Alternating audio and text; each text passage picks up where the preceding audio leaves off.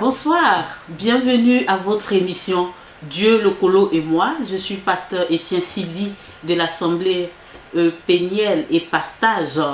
Bien avant tout, j'aimerais que nous fermions les yeux et que nous prions notre Dieu avant de commencer notre exposé d'aujourd'hui. Merci Seigneur pour ton amour. Que toute la gloire et la magnificence te réservent. Merci de ce que aujourd'hui tu nous accordes, cette grâce, cette opportunité de parler de toi et de l'œuvre de tes mains. Que ton Saint-Esprit prenne le contrôle de toutes choses. Ton Saint-Esprit qui crée en nous le vouloir et le pouvoir. Oh Seigneur, qui prenne le contrôle de toutes choses. Et que la gloire te revienne. Toute la gloire te revienne. Merci pour ton âme, pour la création et pour les humains. Au nom de Jésus, j'ai prié. Amen. Que Dieu vous bénisse une fois encore de plus. Nous avons commencé cette étude il y a 2 vendredis de cela. Et à la première émission, nous avons vu le premier point qui était Dieu au-dessus de la création. Aujourd'hui, en deuxième point, nous verrons Dieu révélé au travers de la création. Et après cette étude, nous ferons un peu de lexique en vous parlant de quelques notions souvent qu'on croit souvent connaître, et que finalement on réalise qu'on ne connaît pas, on ne sait pas ce que c'est. Aujourd'hui, on parle beaucoup du réchauffement climatique, de l'exploitation abusive, effrénée des ressources naturelles. On parle de la dégradation de la biodiversité. On parle beaucoup des énergies, des problèmes d'énergie. Mais tout ceci, qu'est-ce que c'est? Qu'est-ce que c'est que le réchauffement climatique? Qu'est-ce que c'est que la dégradation de la biodiversité? Et qu'est-ce que c'est que les énergies renouvelables? Qu'est-ce que c'est? Donc, nous allons terminer avec l'explication de cette notion de réchauffement climatique par un diapo. Sans trop tarder, le vendredi dernier, nous avons parlé de Dieu qui est au-dessus de la création. Parce que c'est Dieu qui a créé le monde, qui a créé l'univers, qui a créé la nature. Dans Genèse 1 et Genèse 2, il est dit que Dieu a créé le monde à partir de rien. À partir de rien, il a appelé à l'existence tout ce qui existe. Tout au commencement était néant, était zéro. Et Dieu l'a eu dans son imagination, dans ses pensées. Il l'a aimé et il a appelé cela à l'existence. Ainsi, il créa le monde et il a créé l'homme. Quand il a créé l'homme, il lui a fait une aide semblable. Oui, à la personne de Ève. Et voyez-vous, l'être semblable en hébreu, le même mot qui a été utilisé pour expliquer l'être semblable, ce même mot est utilisé aussi en hébreu pour exprimer 4 autres mots.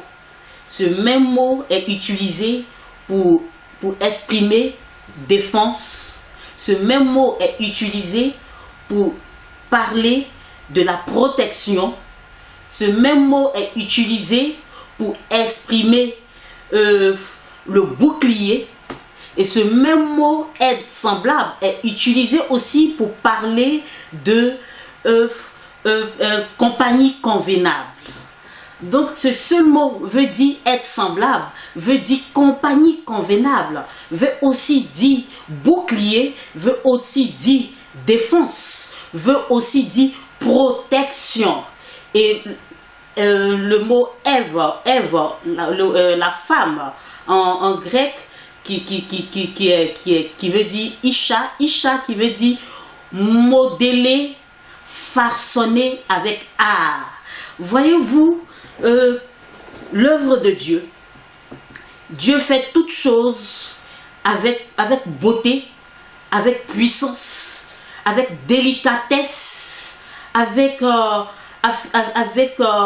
attention. Il a positionné tout, il a pensé, il a appelé à l'existence, il a regardé l'homme, il dit, ben tiens, il lui faut un bouclier, il lui faut une défense, il lui faut une protection, il lui faut une compagnie convenable avec qui il sera bien. Avec qui il sera bien. Et tout ceci a été programmé par Dieu pour la création. Et quand il a créé, il a appelé à l'existence la femme, comme l'homme l'a vu, il a dit, voici l'os de mes os, la chair de ma chair. Il s'est retrouvé en elle, il a aimé, on l'appellera femme. Ça fait partie de la création et du chef-d'œuvre du Tout-Puissant. Et Dieu les a bénis, il leur a donné la nourriture.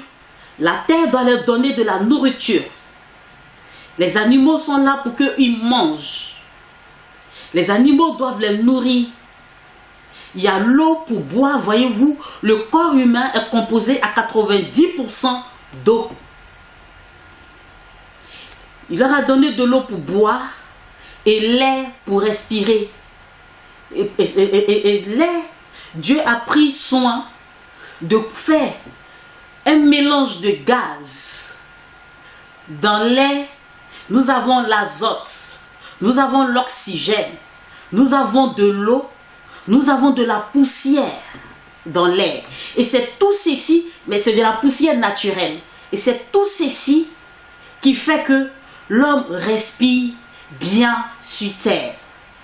Les arbres produisent aussi de l'oxygène. Et ces arbres ont cette capacité de retenir certains gaz qui pourraient être créés ou produits par l'homme dans ses activités. Et ces arbres retiennent l'un des gaz les plus dangereux, les gaz à effet de serre les plus dangereux aujourd'hui qui causent le dérèglement climatique, c'est le dioxyde de carbone. Et les arbres les retiennent et ces arbres nous donnent de l'oxygène parce que Dieu l'a voulu ainsi. Dieu a tout positionné et l'homme ne peut pas se soustraire de tout ce système qui a été mis en place, qui est la création. L'homme dépend de ce système qui est la création. Et la création est en relation avec Dieu qui l'a créé, qui a tout mis en place. Et l'homme dépend de ce système. S'il commence à se soustraire de ce système, il mourra. S'il se met au-dessus de ce système, sans obéir à ce que Dieu lui a dit, je te pose là avec ta femme tout ce qu'il faut pour que tu cultives la nature et que tu la gardes et tu vivras par elle. Quand tu vas commencer à la détruire et à ne plus la gérer, ça sera le commencement de ta faim. Est-ce que tu peux rester sans manger? Est-ce que tu peux rester sans respirer l'oxygène qui fait partie des gaz que Dieu a mijotés pour l'air? Est-ce que tu peux vivre sans boire de l'eau pendant que ton corps, le métabolisme humain, est composé à 90% d'eau. Est-ce que cela est possible? Ce n'est pas possible. Et c'est pourquoi à notre première leçon, nous nous sommes posé des questions. Et ces questions, que pouvons-nous apprendre sur Dieu à partir de la création? Et que pouvons-nous apprendre sur la création elle-même, en particulier sur sa relation à Dieu et à l'humanité? Et que pouvons-nous apprendre du fait que nous sommes des êtres humains et quelle est notre place au cœur de cette création? Aujourd'hui, nous verrons le deuxième point, comme je l'ai dit précédemment, Dieu révélé au travers de la création. Et pour cela, nous allons apprêter Romains 1, le verset 20. Romains 1, le verset 20. Nous allons lire ce passage tout à l'heure. Mais bien avant ça, je vais vous faire une illustration à partir, je prends un nom d'un petit garçon du nom de Jonathan, 6 ans, qui, un après-midi, qui court vers sa mère et qui dit à sa mère, maman, me voici, j'ai fait mon autoportrait, c'est-à-dire je me suis dessiné. La maman qui regarde, qui voit un dessin avec une grosse tête ronde, une bouche toute rouge avec plein de couleurs, des pieds qui n'étaient pas homogènes, de longs bras. Et l'enfant, il dit, c'est moi, maman, je me suis dessiné. Tu peux accrocher mon dessin. Et voyez-vous, ce dessin, il parle de son auteur. Parce que c'est l'œuvre d'un petit garçon. Et dans toute son imagination, qui aime les couleurs vives, il représente ce qui est dans sa tête. Ce qu'il voit, et c'est dans sa tête. Et il fait sortir, et il dit, c'est lui. Cette analogie pour dire que Dieu est le créateur de l'univers. Et le monde, la nature, est sa toile. Et Dieu, selon Genèse 1, la terre qui était informe, Dieu a appelé à l'existence tout ce qui existe. C'était dans sa tête, c'était dans ses pensées, c'était dans ses projets. Et il a dessiné le monde. Il a dessiné la création. Il a dessiné la création. Il a représenté ce que ses yeux voient et ce qui est dans sa tête.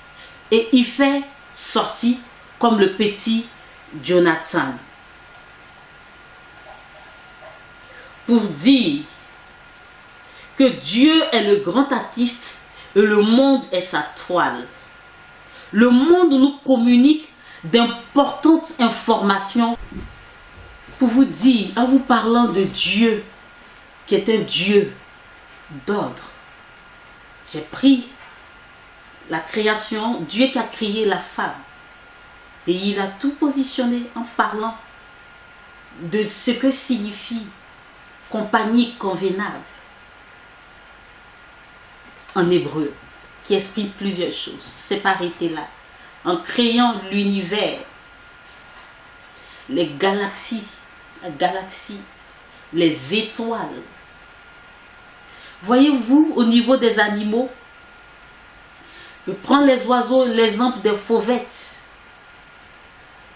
des scientifiques, pour la science des oiseaux, capturent des oiseaux sauvages et leur mettent des bagues, des petites minuscules bagues en aluminium. Et ces bagues définissent comment dirais-je, le circuit des oiseaux, leur déplacement, leur trajet. Et les oiseaux comme les fauvettes, qui pèsent entre 10 et 20 grammes, de petits oiseaux, Ils quittent en Afrique subsaharienne, Sénégal, Gambie et autres. Et ils vont se reproduire en Angleterre. En allant se reproduire en Angleterre, ils traversent le Sahara, ils tournent la cône, ils traversent la cône de l'Afrique, ils traversent la Méditerranée, ils continuent leur chemin jusqu'à arriver en Angleterre pour se reproduire en Angleterre. Et ils jouissent du soleil et une nourriture abondante, tout en évitant les orages, tout en évitant les fusils des hommes. Et ils font cela chaque année, aller-retour, aller-retour. C'est pourquoi Christ va dire, voyez les oiseaux, ils ne travaillent pas, ils ne cultivent pas, mais votre Père Céleste les nourrit. Dieu est un Dieu d'ordre. Et ces petits oiseaux, comment se déplacent-ils?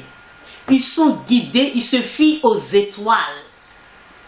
Dans leur déplacement, ils se fient aux étoiles pour se déplacer. Et dans l'année, ils font 2 fois, 3 fois le même trajet. Ils se reproduisent en Angleterre, en Europe ici, ils se reproduisent en Afrique et ils font ce voyage. Et Dieu s'occupe d'eux. N'est-ce pas que la Bible nous dit que la voix de l'Éternel enfante les biches? Qui est là-bas pour aider ces femelles biches, ces biches-là à mettre bas? Dieu est un Dieu d'ordre et la nature dévoile le caractère de Dieu. Dieu a 2 façons de se révéler. Il y a sa parole et aussi la nature.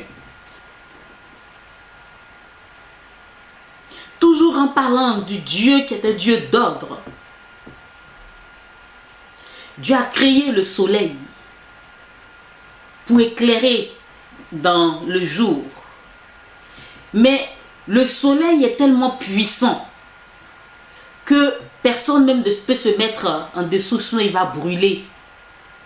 Ultraviolet, il va brûler. Et ce qui nous protège, nous avons la couche d'ozone. Et cette couche d'ozone empêche le soleil de nous brûler. Mais en même temps, en empêchant le soleil de nous brûler, il y a de la fraîcheur sur terre, le froid. Et ce froid-là, ça peut nous tuer et la terre ne peut pas être habitable. Mais Dieu, parce que c'est un Dieu d'ordre et la science, c'est lui. Il va créer ce que les scientifiques appellent les gaz à effet de serre. Ces gaz à effet de serre sont ces gaz qui maintiennent la chaleur en dessous, c'est-à-dire sur terre, et qui permet que la température est à 15 degrés,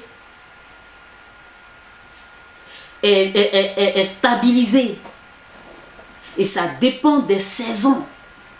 Ces gaz à effet de serre, les scientifiques appellent ça des gaz naturels et divins. Ils ne s'arrêtent pas à naturel, mais ils disent c'est un phénomène naturel et divin. Parce qu'ils ont trouvé la réponse dans la Bible. Dieu est un Dieu d'ordre. La réponse a été trouvée dans la Bible. Phénomène divin. Et c'est ce qui fait que la température est équilibrée sur terre. N'est-ce pas extraordinaire et merveilleux? Et cette température qui est équilibrée sur terre, Dieu sur la terre, nous avons l'atmosphère qui est l'air. Et dans l'air, il y a l'oxygène. Il y a aussi ces gaz à effet de serre. Et c'est tout ceci qui équilibre Mais les activités des hommes ont produit plus de gaz à effet de serre. Même le dioxyde de carbone, il n'est pas mauvais. Mais quand il est produit en quantité plus, quand il y a le surplus, et c'est ce qui envoie le dérèglement du climat. Et le climat est dépressif à cause de ça. Et nous reviendrons là-dessus. Et tout ceci pour vous expliquer comment Dieu est un Dieu d'ordre. La création est un lieu naturel de rencontre avec Dieu. Un lieu où l'on rencontre quelque chose de cette réalité spirituelle. Je vous ai dit de faire cet exercice. En sortant, et regarde quelque chose que Dieu a créé. Montagne, le ciel, les oiseaux, les arbres, les hommes même qui passent, les animaux. Regarde et tu vas voir l'effet que ça va te faire. Et c'est un lieu pour une rencontre, pour rencontrer quelque chose de cette réalité spirituelle. À partir de la nature, nous ressentons une présence plus grande. Fais l'expérience de l'ordre des saisons et des marées. Où l'on se sent en étroite communion avec d'autres créatures. Va dans la brousse pour méditer. Va en forêt. La montagne, c'est Dieu qui l'a créée. Les démons n'ont pas les places là-bas. C'est des renégats, Satan et ses acolytes. C'est des gens qui sont sans patrie. Et si tu leur dis de dégager, ils savent que la terre est pour toi. Dieu t'a mis dedans et tu dépends de ce système. Et il t'a dit de gérer, de cultiver. Donc, c'est là où tu dois être. C'est pas là où les démons doivent être. Ils ont été chassés. Et ils viennent pour envahir. On les appelle les assaillants. Mais tu as ça pour cette possibilité au nom de Jésus de les chasser, d'aller dans les lieux arides. Et puis ils y vont. La montagne, c'est pas pour les démons. La forêt, c'est pas pour les démons. L'eau, c'est pas pour les démons. Vous savez ce qu'on appelle squatter? Ils squattent. Et quelqu'un qui squatte, il n'est pas propriétaire. On peut le mettre dehors d'un moment à un autre. Et le propriétaire de la nature, de la terre, c'est Dieu. Et tu es son fils, sa création. Et il t'a dit, garde, cultive, protège, prends soin. Et il t'a donné ce mandat. Étant enfant de Dieu, tu peux jouir de ça. Quand tu es dans la maison de ton papa et puis les gens cherchent. Et puis il vient te trouve dans la maison de ton papa. Ils te disent quoi? Qu'est-ce que tu dis? Je suis chez moi. Et tu dis je suis chez moi parce que c'est la maison de ton père. Mais est-ce que c'est toi qui es le propriétaire? C'est pas toi qui es le propriétaire. Parce que c'est ton père, c'est chez toi. Donc c'est comme si tu empruntais cela pour un moment. Quand tes amis viennent te voir chez toi, tu es dans la maison de ton père. Et tu dis, je suis chez moi. Effectivement, tu es chez toi, mais est-ce que c'est toi qui es le propriétaire? Tu l'empruntes pour un moment. Parce qu'après, tu seras grand, tu vas prendre ta liberté et puis aller prendre chez toi. Et ton fils ou bien ta fille va faire ça aussi. N'est-ce pas? Eh bien, c'est pareil. La terre appartient à Dieu. Et toi aussi, tu appartiens à Dieu.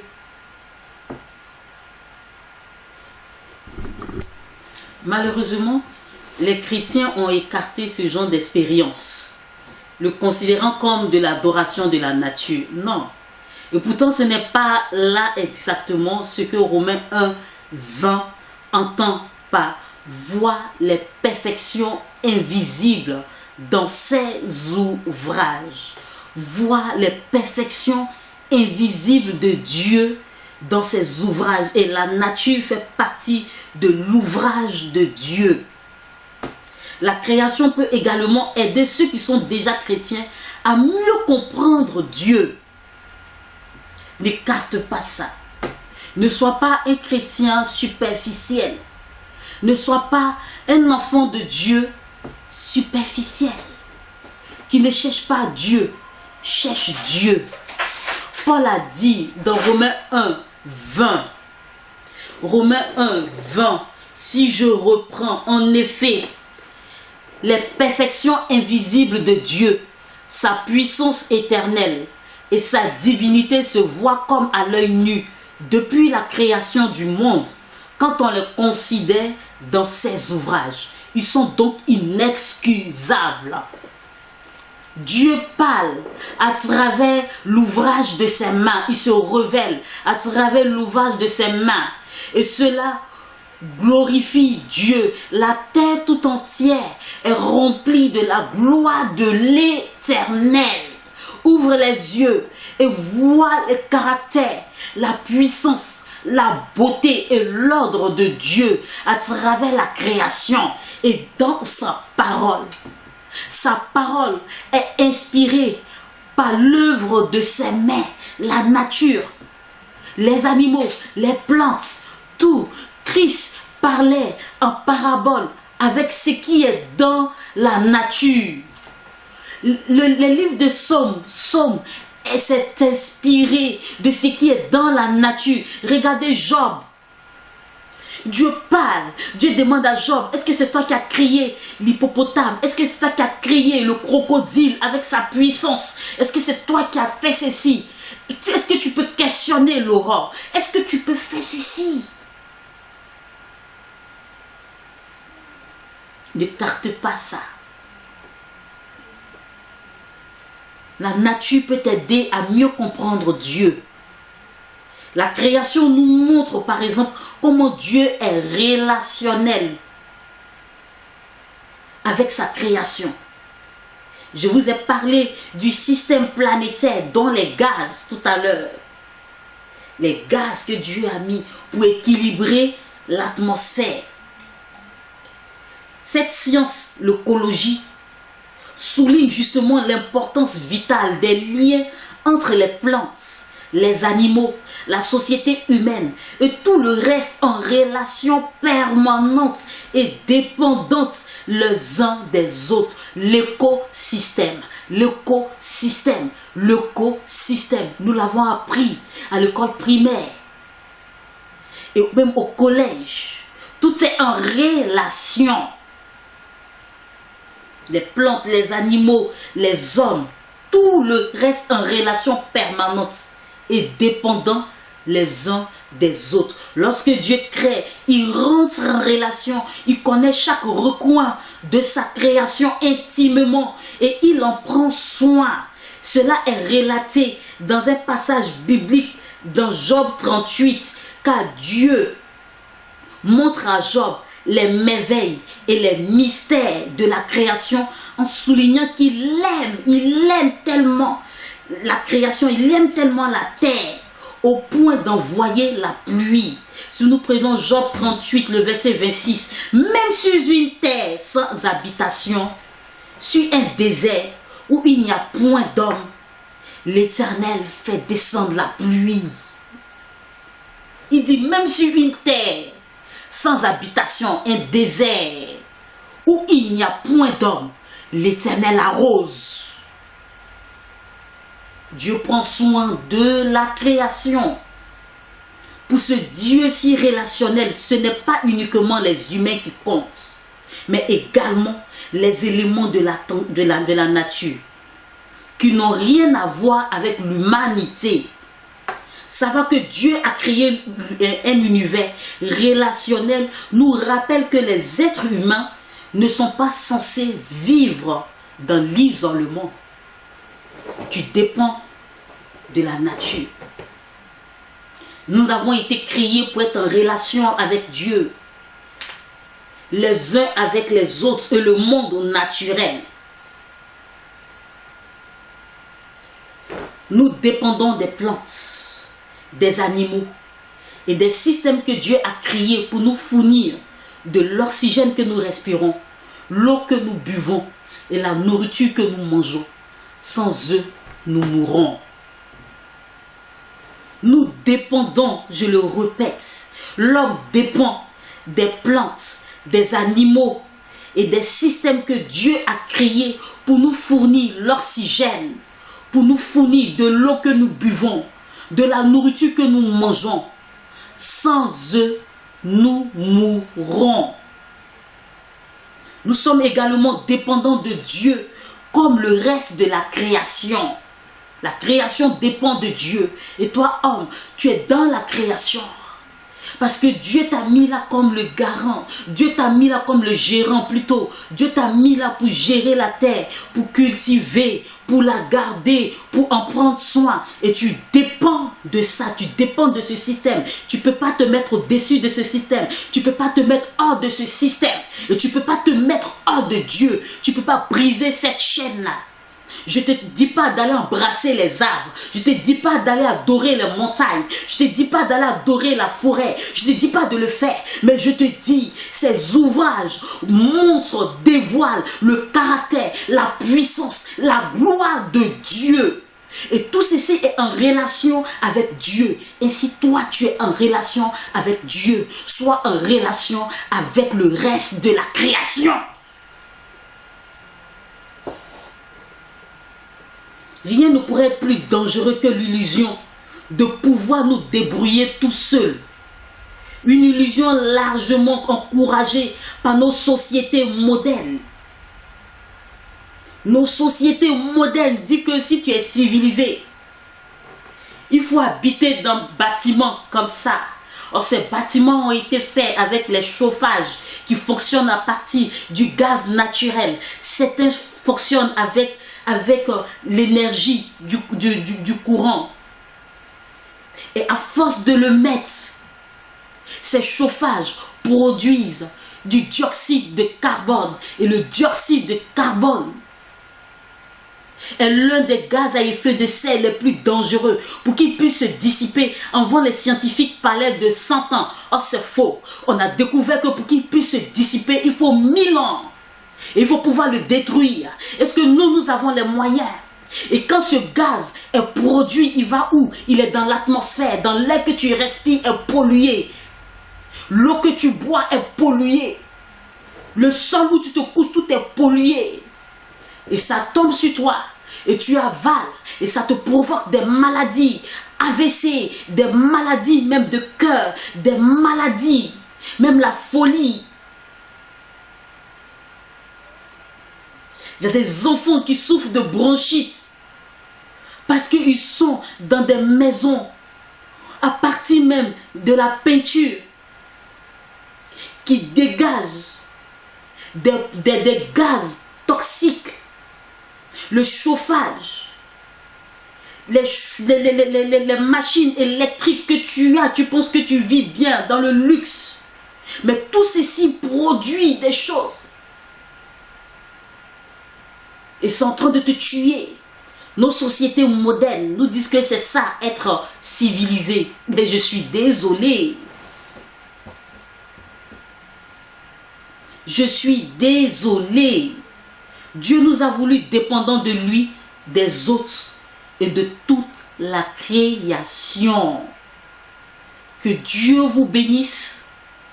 Aujourd'hui, nous allons nous arrêter là. Sur ce deuxième point, Dieu révélé à travers la création. Le prochain point, le troisième point, ça sera Dieu engagé envers la création pour vendredi prochain. Que Dieu vous bénisse et nous allons parler un peu de certaines notions sur la météo, le climat, les gaz à effet de serre. Qu'est-ce que c'est? Que Dieu vous bénisse. Comme je vous l'avais dit précédemment, nous allons voir quelques notions. On parle de gaz à effet de serre. Qu'est-ce que c'est que le gaz à effet de serre?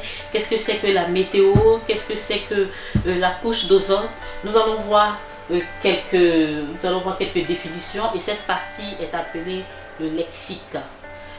Donc là, les causes et conséquences des changements climatiques.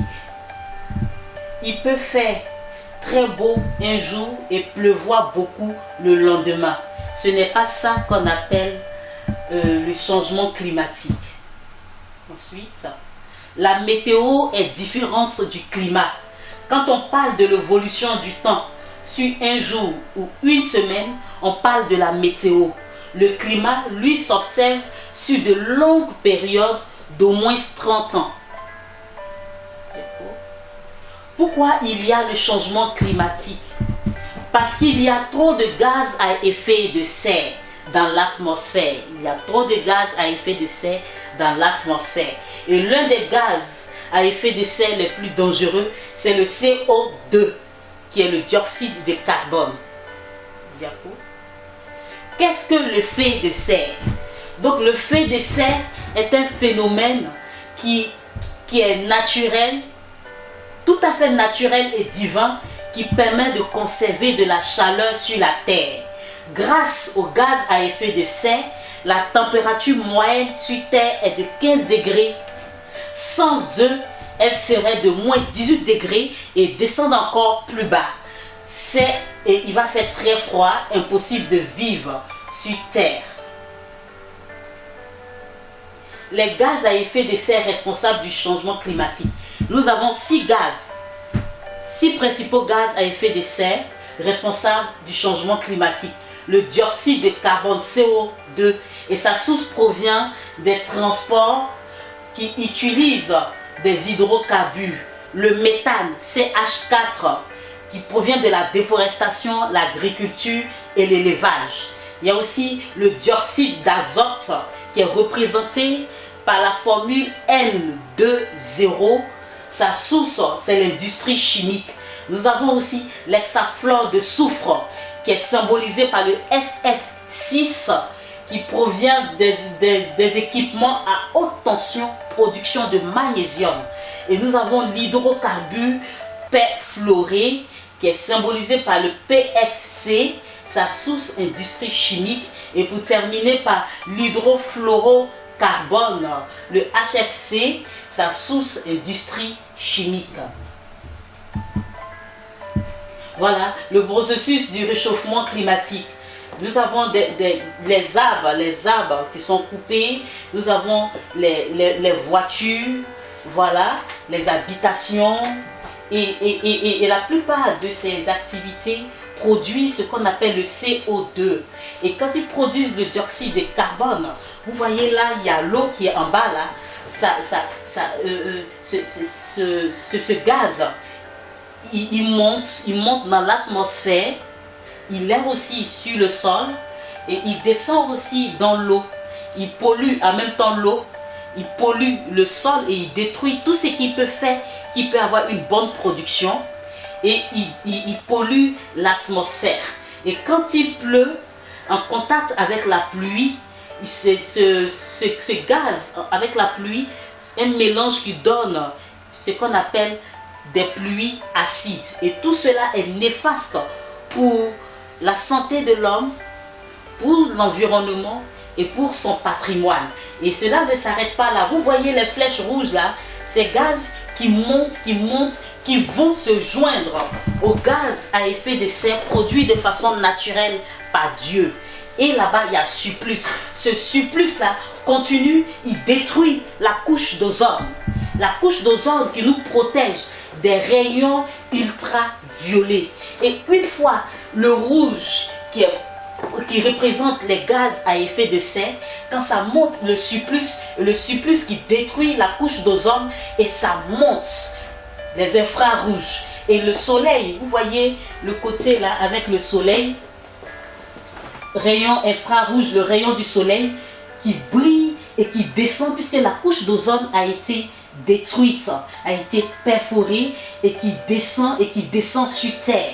Et il y a ce qu'on appelle le réchauffement climatique. Il y a la sécheresse et ça provoque les fentes de glace. Et les fentes de glace provoquent les inondations. Et les arbres qui ne sont plus là pour pouvoir arrêter le vent, pour qu'il y ait de choses, comment dirais-je, de la pluie, ces arbres qui étaient là pour capturer les gaz à effet de serre responsables des changements climatiques, ces arbres qui ont été coupés ne sont plus là pour protéger la nature pour cela.